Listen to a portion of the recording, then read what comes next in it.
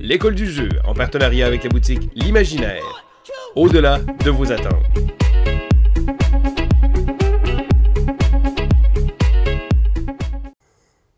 Bonjour et bienvenue à l'école du jeu. Mon nom est Sylvain et c'est le temps du quoi de neuf du mois de décembre. Donc avant d'aller de l'avant, je tiens à souhaiter à tout le monde une bonne et heureuse année 2019 qui s'en vient. J'espère que vous avez eu un beau temps des fêtes, que vous en avez profité de passer du bon temps avec votre famille, vos amis et que vous en avez profité aussi pour jouer. Je commence immédiatement avec quelques statistiques parce que je suis un fan de stats. Alors, au mois de décembre, j'ai joué 57 parties de 28 jeux différents. Là-dedans, il y en a 12 que c'était la première fois que j'y jouais. Et qui dit temps des fêtes dit jeu un peu moins glamour. Je vais vous épargner mes parties de Uno et de Skip-Bo. Donc ça fera pas partie du compte rendu. Je vais commencer immédiatement avec un jeu qui a été un gros coup de cœur. Donc si vous avez écouté la vidéo du prof board game David, c'est mon coup de cœur du mois de décembre. Et si vous l'avez pas écouté, ben spoiler. C'est le jeu War Chest. En fait, War Chest m'a vraiment pris de court. J'avais déjà entendu parler de ce jeu-là. Je m'étais pas trop attardé. C'est un jeu de 2018. Mais j'ai passé proche de passer à côté de ce jeu-là. Ce qui m'impressionne avec War Chest, c'est que le jeu est très rapide à expliquer. Donc, en gros, je vais vous expliquer c'est quoi. C'est un jeu abstrait qui rappelle un peu les échecs. Donc, on va jouer avec différents jetons. Donc, ça va être des jetons de poker qui vont être utilisés. Et c'est des jetons qui ont un poids absolument incroyable. Donc, je dirais que déjà là, la qualité du matériel est vraiment solide. Mais les jetons ont vraiment un poids très intéressant et sont le fun à manipuler. Ceci dit, le jeu utilise un mécanisme de back building. Donc, ce qu'on va faire, c'est qu'on va recruter les jetons. Ils vont aller dans le petit sac. On va en piger 3 au début de notre tour pour les jouer. Donc, on va faire une activation, un joueur et à l'autre. Parce que c'est un jeu de duel. Donc, le jeu se joue de 2 ou 4 joueurs. Donc, on ne peut pas jouer à 3. C'est vraiment à 2 ou en équipe, 2 contre 2. Ce qui va se passer avec ce jeu et ce qui le rend très intéressant, c'est que chacun des jetons de poker, bon, il y a différentes piles qu'on va avoir. On va avoir 4 types d'unités différentes. Donc, chaque joueur va avoir des unités qui vont avoir des habiletés différentes. Certaines vont pouvoir tirer à distance, comme les archers. D'autres vont pouvoir charger, comme la cavalerie. Lorsqu'on va avoir les unités, on va commencer avec quelques-unes dans notre sac, mais il y en a quelques-unes qui vont être également dans notre supply, donc dans notre réserve. Au fur et à mesure de la partie, on va recruter différents jetons qui vont aller dans notre sac. Ce qui est amusant avec ce jeu-là, c'est que pour pouvoir... un coup, les jetons sont sur le plateau. Pour pouvoir les activer, ça va prendre un autre jeton identique.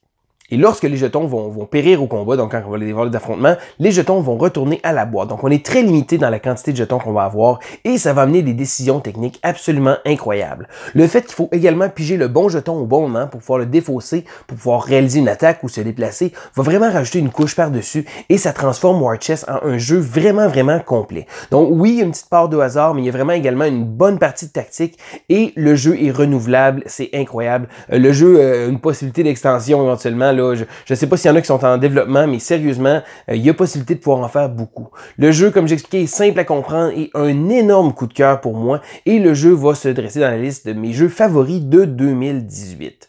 Donc ensuite, comme jeu, j'ai joué à un jeu qui s'appelle Enchanter's Overlord.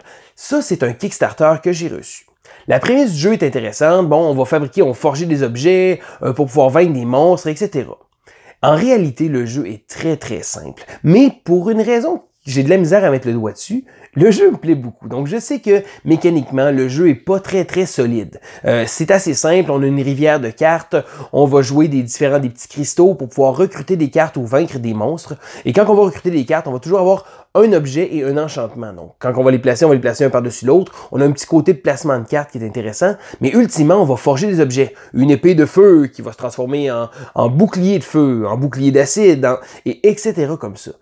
Je pense que ce qui me fait apprécier ce jeu-là, c'est le petit côté Diablo, le petit côté on va toujours chercher du loot, on va chercher des objets, on va essayer de fabriquer des trucs comme ça. Comme j'expliquais, mécaniquement parlant, le jeu est pas très solide, mais le jeu offre une variété incroyable. Donc, c'est ça, le petit côté, je pense, de fabriquer des objets pour pouvoir aller en chercher d'autres, pour pouvoir chercher de différents équipements, ça m'a beaucoup plu dans ce jeu-là, qui, comme je disais bon encore, c'est pas un super gros jeu. Ceci dit, ensuite, j'ai joué à un autre Kickstarter que j'ai reçu qui s'appelle Dice Hospital. Donc, j'ai la version de luxe. La version de luxe vient pimper tout à fait avec un paquet de choses qui sont pas nécessairement utiles. J'ai fait un déballage sur la chaîne, mais il vient avec des belles miniatures d'ambulance. La version de luxe vient aussi avec une Dice Tower. Encore là, c'est du superflu, mais ça donne un beau look au jeu. En gros, Dice Hospital est un jeu très simple. Donc, c'est un jeu qui, encore une fois, est très accessible, très familial. Il va y avoir des dés qui vont arriver dans notre hôpital et on va devoir essayer de les guérir. Donc, le jeu utilise un peu un mécanisme de placement d'ouvriers, si on veut. On va aller chercher différentes salles et on va devoir placer nos petits meeples pour pouvoir essayer de les guérir. Comment ça fonctionne? C'est que le dé, plus le dé est en santé, plus le dé a un chiffre élevé. Donc, s'il arrive avec un 4 et on le guérit, il va tomber en 5. Ensuite en 6, et lorsqu'on va monter de 6 à 7, le dé est guéri, donc il va sortir de l'hôpital. À l'inverse, si on ne s'occupe pas du dé, ou si encore son état se rempire, s'il descend en bas de 1, il va mourir et on va perdre des points avec ça. Ceci dit, le jeu est très, comme j'expliquais, familial et pas trop compliqué. J'ai pas eu beaucoup de pression. Je vais probablement jouer avec des modes qui jouent un peu plus difficiles ou que ça rajoute de la difficulté pour pouvoir rajouter des patients puis rendre les épidémies un peu plus difficiles à gérer. Sinon, somme toute, le jeu va vraiment viser sur le fait de sortir plusieurs patients. Donc, on va marquer des points lorsqu'on va sortir une grande quantité de patients à la fin du tour. Donc, oui, c'est beau guérir ces patients, mais on va essayer de le faire de manière à ce qu'on puisse en sortir beaucoup d'un coup. Le jeu mériterait peut-être d'avoir un petit peu plus de chair sur l'os. Je dirais que je mettrais un peu plus de stock. Ça reste très familial. Ça reste un bon petit jeu. Comme je dis, la présentation visuelle est vraiment incroyable. Mais au final, c'est pas un jeu qui est très lourd. Donc, si jamais vous attendez à une grosse expérience ludique, c'est pas nécessairement le jeu que ça va vous prendre. Mais bon, écoutez, le thème me plaît beaucoup. Il y a un beau petit look. Puis ça, c'est ce qui le rend spécial. Ensuite, j'ai joué à un autre jeu que ça, j'ai joué énormément de parties. D'ailleurs, j'ai vraiment hésité. Ça c'est proche d'être un gros coup de cœur que je voulais vous présenter en premier, le jeu Tokyo Highway. À l'origine, c'est un jeu qui était une importation du Japon, mais Tokyo Highway est un jeu un puzzle de dextérité fine, je dirais. Bon, après ma barre, c'est pas ma tasse de thé du tout. La dextérité fine, j'ai de la misère, j'ai les mains qui shake un peu quand j'essaie de faire des choses trop précises. Mais le visuel est absolument incroyable. Vous allez voir les images défiler un peu du jeu. Oui. Au final, ça ressemble à des bâtons de popsicle, donc on va mettre des petites rues, mais des petites voitures dessus. Ça va servir de faire comme des autoroutes. Mais le jeu qui est en arrière de ça, c'est vraiment un puzzle parce qu'on va pouvoir placer nos petites voitures, parce que le but, ça va être de placer nos petites voitures, et on va pouvoir seulement les placer si notre route croise la route d'un adversaire, que ce soit en haut ou en bas. Donc, quand on va traverser une route d'adversaire, on va marquer des points. En fait, placer des véhicules. Ce qui va rendre la chose intéressante, c'est que étant donné qu'il faut maximiser notre chose, on va essayer de placer ça de manière à construire pour pouvoir faire des zigzags, pour pouvoir croiser le plus de routes de l'adversaire possible. Mais on est limité, bon, il faut faire attention aux piliers, il faut faire attention aux obstacles aussi. Ça fait en sorte qu'on va réussir vraiment à essayer de se faire un petit puzzle et on va calculer minutieusement toutes les routes qu'on va placer. Il faut faire attention de ne pas tout faire tomber parce que, bien entendu, c'est Tokyo Highway, c'est comme si Godzilla arrivait. Lorsqu'on fait tout tomber, il faut essayer de le remettre le plus possible. C'est arrivé à une ou deux occasions qu'il y a une partie qu'on a décidé simplement, bon, écoute, je concède la partie, je vais te la laisser parce que, bon, l'essence même du jeu était détruite, on a essayé de le replacer, c'était difficile. Mais sinon, en gros, ça m'a vraiment surpris parce que c'est un puzzle qui est intéressant et le jeu a toute une présence sur la table. Mais il faut faire attention parce que, bon, si on accroche la table ou si on fait pas attention, ben, ça risque de tomber. Il va falloir tout recommencer. Mais sinon, en gros, Tokyo Highway, c'est vraiment un jeu que je suggère. Je l'ai montré à plein de monde pendant le temps des fêtes. Ça a été vraiment un gros hit. Je dirais que, comme je dis, le jeu fait tourner les têtes. Et c'est un jeu que j'aimerais bien vous présenter à la chaîne également.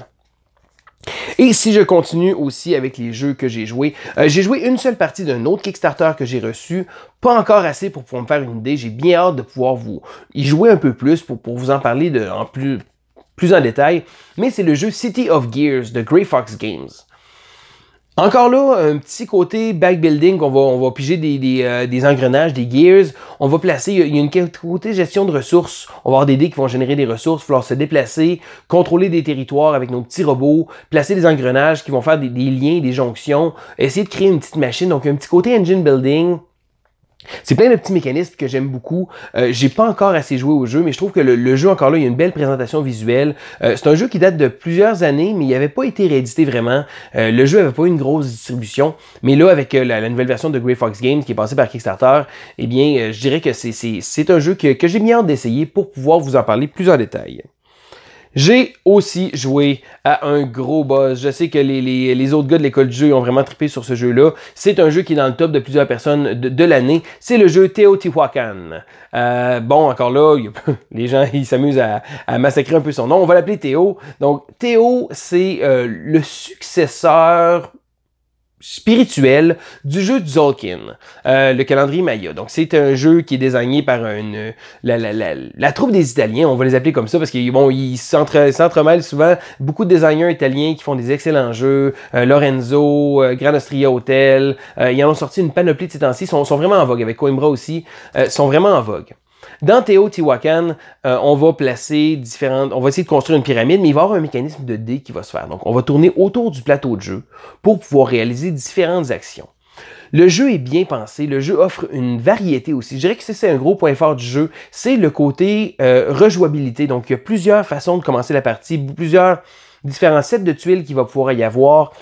Je dirais que le jeu a vraiment une grosse force là-dessus. J'ai joué avec la version de base, donc en utilisant les technologies et les objectifs vraiment les plus simples possibles. Mais comme je dis, le jeu offre une grande variété. C'est un jeu qui gagne à être connu. J'ai pas joué beaucoup encore. C'est peut-être un achat plus tard dans l'année.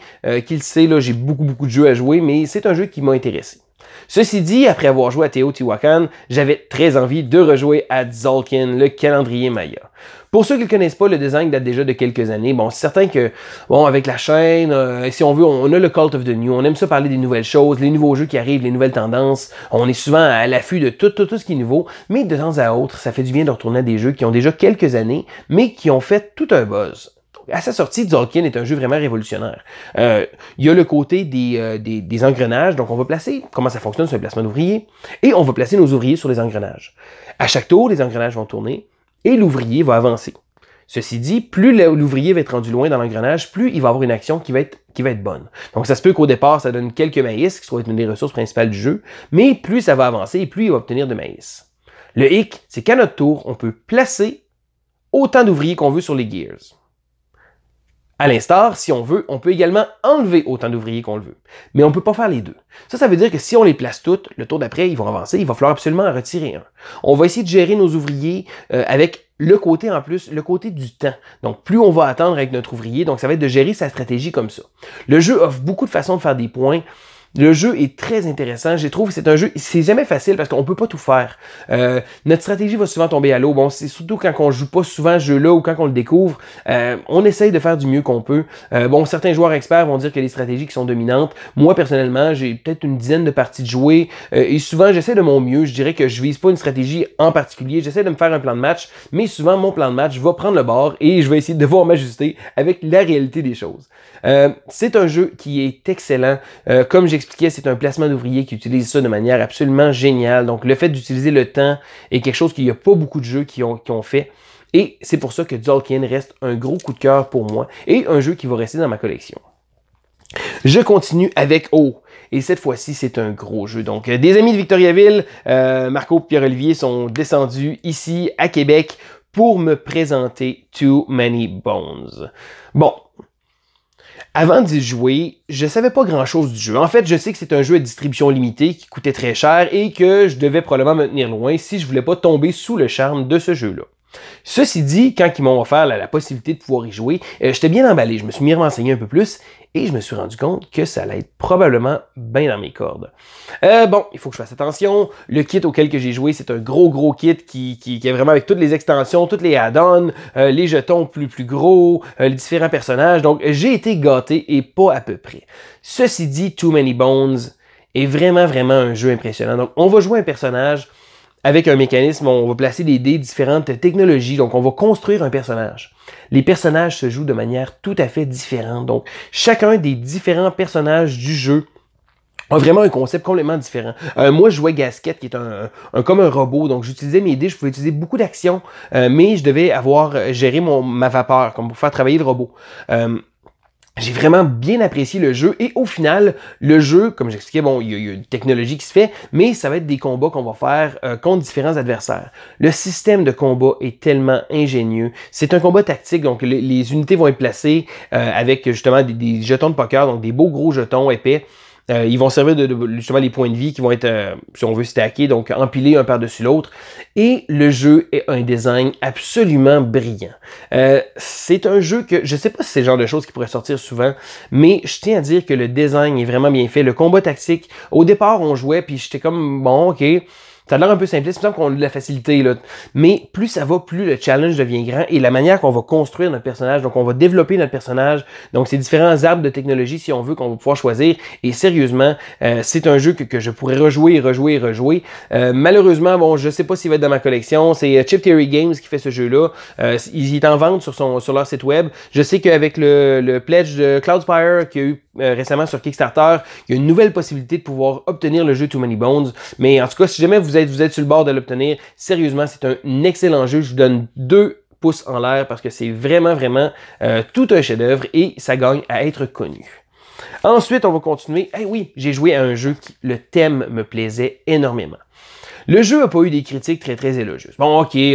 C'est un jeu que le monde disait, bon, c'est un jeu de Fantasy Flight. C'est un jeu, les gens disaient qu'il y avait quelques petits côtés techniques qui n'étaient pas trop fonctionnels. Le côté thématique, bon, il y avait certaines zones grises un peu qui étaient bizarres. Mais pour moi, le thème m'appelait beaucoup. Et c'est le jeu Fallout de Board Game. Fallout, quand on le voit, bon, il y a des tuiles qui sont placées. On a un personnage. On va lancer des dés, on va devoir affronter des monstres, avoir des objectifs, mais le jeu est un jeu qui utilise un système narratif très intéressant. Donc, on va commencer et on va avoir un système de cartes. On va avoir des aventures à faire et des choix à faire. L'autre joueur, donc exemple, on va rentrer à un magasin, le joueur va lire les différents choix qu'on peut faire. Donc, selon les choix qu'il va avoir à faire, il va avoir des jets de dés qui vont pouvoir être faits. Les jets de dés vont influencer l'histoire et l'histoire va pouvoir prendre plusieurs branches. Donc, on a toujours l'histoire principale et on a les side quests qu'on va pouvoir faire, donc les quêtes secondaires. Et ça fait en sorte que le jeu développe un côté narratif très intéressant. Non, c'est pas un jeu parfait. Il y a quelques petits côtés thématiques. Bon, des fois, on peut compléter la quête de quelqu'un d'autre, même si on n'est pas là, à la même place que lui. Mais sinon, j'ai trouvé que le thème du jeu était très bien rendu. C'est pas pour tout le monde. Faut aimer les jeux de dés, faut aimer les jeux narratifs, faut aimer les jeux où le thème va prendre beaucoup plus de place que les mécanismes de jeu en général. Mais je dirais que pour le côté histoire, le fait qu'on va pouvoir justement faire avancer une histoire, les choix qu'on va faire vont faire amener différentes cartes dans le deck et plus on va jouer, plus on va creuser ces cartes-là et on va obtenir des choses. Donc ça se peut qu'en début de partie, on ait aidé quelqu'un dans un magasin qui se faisait attaquer, on a voulu le défendre, mais plus tard, ça se peut que dans la partie, cette personne-là revienne et vienne nous aider. À l'instar, si jamais on est méchant avec quelqu'un, on va pouvoir développer, les gens on va devenir un peu méchants et après ça, quand les gens vont nous voir, ils vont être méfiants et on ne pourra plus choisir des choix qui vont faire en sorte que ça va nous donner des bonnes choses. Thématiquement parlant, le jeu est très complet et personnellement, je suis très heureux d'y avoir joué. J'ai juste joué une partie, j'ai exploré le jeu, mais ça m'a donné le goût d'en savoir plus. C'est un jeu que je serais pas gêné de jouer solo, je pense. Je suis pas sûr que je vais y jouer à 4 personnes. Je dirais que j'ai joué à 2. J'ai trouvé ça très intéressant. Comme j'expliquais pour le thème, il faut aimer Fallout, il faut aimer le post-apocalyptique, mais moi, c'est tombé dans mes cordes. J'ai vraiment apprécié. Puis comme jeu qui est probablement pas trop bien coté, Fallout a un beau thumbs up. On continue avec... j'ai joué à Kingsburg, la 2e édition du jeu. Kingsburg est un jeu que j'avais joué dans le passé, qui est un jeu de placement de dés. Le jeu datait déjà de quelques années et c'est pas un concept qu'on voyait souvent. Donc maintenant, de plus en plus au courant des dernières années, le placement de dés est devenu beaucoup plus populaire. Mais à l'origine, Kingsburg est un jeu où on plaçait des dés pour activer différents personnages. On pouvait joindre les dés pour pouvoir prendre des personnages plus élevés. Et le jeu avait aussi un système de bâtiment. Donc on pouvait créer différentes technologies. Le problème avec le jeu de base, c'est que il nécessitait un peu une extension qui rendait les choses beaucoup plus intéressantes. La 2e édition du jeu de Kingsburg a décidé de prendre l'extension et de la mettre directement dans la boîte de base. Donc oui, la boîte est un peu plus coûteuse, mais elle a déjà l'extension qui donnait beaucoup de saveur au jeu. c'est 1 €. Mécaniquement parlant, c'est très intéressant. Certain que, bon, ça peut être un peu drabe pour certaines personnes, mais on va essayer justement d'influencer différentes personnes pour pouvoir retirer des ressources. Avec ces ressources-là, on va pouvoir acheter différentes choses. On va également pouvoir obtenir des nouveaux bâtiments. Et à la fin de chacune des années, on va devoir se défendre contre des envahisseurs. Donc, c'est pas un jeu coopératif, là. Chacun des joueurs va devoir faire leurs petites affaires. Mais j'ai trouvé que le flow du jeu, donc le suivi du jeu se fait très bien. Ça marche par saison, puis à chaque saison, on va avoir différentes sections. Et le jeu coule très bien. Aussi, j'ai reçu ma copie de Goblivion. Goblivion, bon, ok, je vais y aller tout de suite très honnêtement.